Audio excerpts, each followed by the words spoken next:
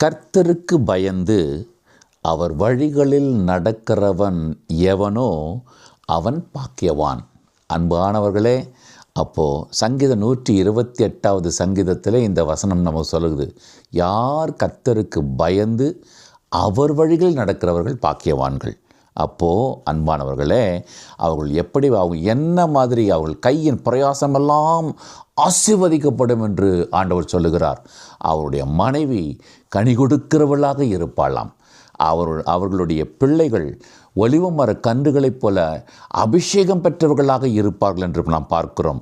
எல்லா விதத்திலும் அவனுடைய வாழ்க்கை சமாதானத்தோடும் அது தேவனுடைய பிரசன்னம் நிறைந்த வாழ்க்கையாக இருக்கும் என்று ஆண்டவர் அங்கே சொல்வதை பார்க்கலாம்.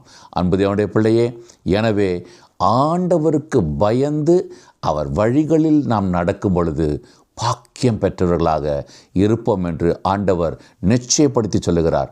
அன்பு தகப்பனே, இதை கேட்கிற ஒவ்வொருடைய வாழ்க்கையும் கனியுள்ள வாழ்க்கையாக, ஆசீர்வதிக்கப்பட்ட வாழ்க்கையாக நீர் மாற்றும். ஆசீர்வதியும் இயேசு நாமத்தில் கேட்கிற நல்ல பிதாவே, ஆமென்.